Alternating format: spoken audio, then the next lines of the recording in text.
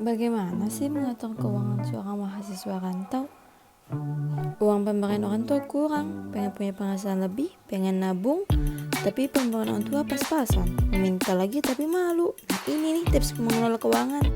Mengutip dari Bank of America, sebenarnya ada 3 cara untuk mengelola keuangan pribadi. Tapi aku tambahin 1 untuk menambah penghasilan kamu. Yang pertama ada budgeting, yang kedua ada berjualan atau bekerja untuk menambah penghasilan, yang ketiga punya tabungan, dan keempat bebaskan diri dari hutang. Yang pertama ada budgeting. Nah budgeting ini kan buat mengatur dan mencatat pengeluaran dan pendapatan secara berkala kan. Sebenarnya ini hal simpel sih, tapi kalau nggak dilakuin juga kita nggak tahu kan uang kita habis kemana.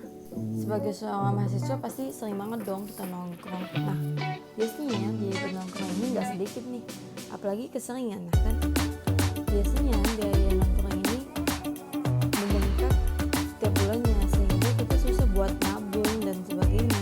Nah untuk kalian yang belum membuat budgeting per bulan kali ini, segeralah buat budgeting karena ini penting banget untuk mengetahui pendapatan dan pengeluaran kalian sebesar apa. Yang kedua ada berjualan atau bekerja. Sebenarnya ini nggak penting sih karena kalian juga dapat penghasilan dari orang tua. Tapi buat kalian yang pengen punya penghasilan lebih, kalian bisa nih coba buat bekerja atau berjualan karena ini bakalan menghasilkan pendapatan tambahan kan. Penghasilan dari berjualan atau bekerja juga kalian bisa buat nabung jangka panjang. Jadi kalian kalau mau buat nikah atau beli sesuatu kalian bisa gunain tabungan ini kan. Nah tapi ingat, kalian kalau bekerja dan berusaha kalian juga harus bisa membagi waktu antara kuliah dan kerja. Nah ingat juga kalau kalian merantau itu prioritasin kalian buat cepet-cepet lulus, jadi harus bisa membagi waktu. Nah, ayo nih lumayan kan buat membanggakan orang tua dan menambah penghasilan juga. Nah yang ketiga punya tabungan, baik jangka panjang atau jangka pendek. Nah ini sebagai mahasiswa aja ya. Nah kalau kalian seorang mahasiswa pasti kalian kadang pengen beli sesuatu dong. Nah ini kalian bisa buat nabung di jangka pendek.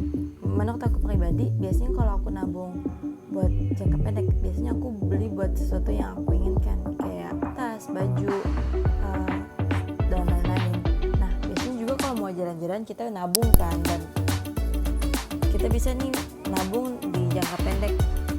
Nah ada juga nih jangka panjangnya, tapi kalau jangka panjang biasanya kita buat nabung jangka panjang pastinya kayak kalau kalian mau pergi jauh kayak traveling luar kota atau pengen buka usaha tapi nggak punya modal, jadi kalian bisa nabung dulu dalam jangka panjang.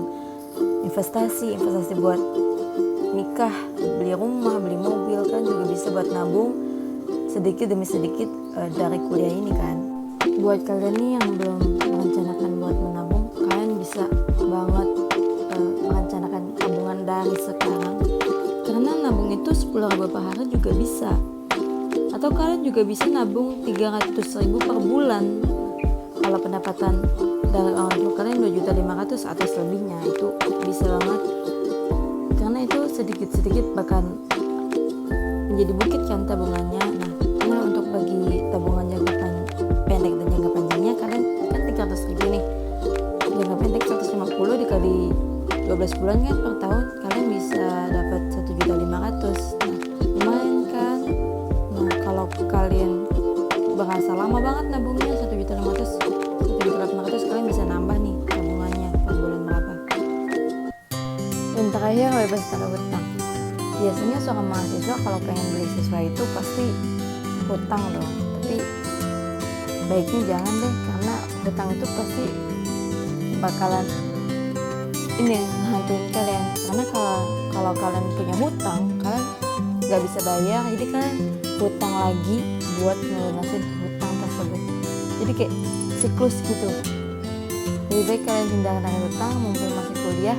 Jadi nggak usah hutang-hutangan, kita mending nabung aja dulu gitu untuk beli sesuatu daripada ngutang kan. Nah itu dia 4 hal penting menurut aku untuk mengelola keuangan mahasiswa rantau. Nah tapi untuk poin yang kedua, berjualan atau bekerja, itu ini ya terserah kalian, inisiatif kalian aja. Nah untuk menabung dan berhutang, menurut aku kalau kalian pengen menabung tapi punya hutang, lebih baik kalian lunasin dulu hutangnya baru menabung.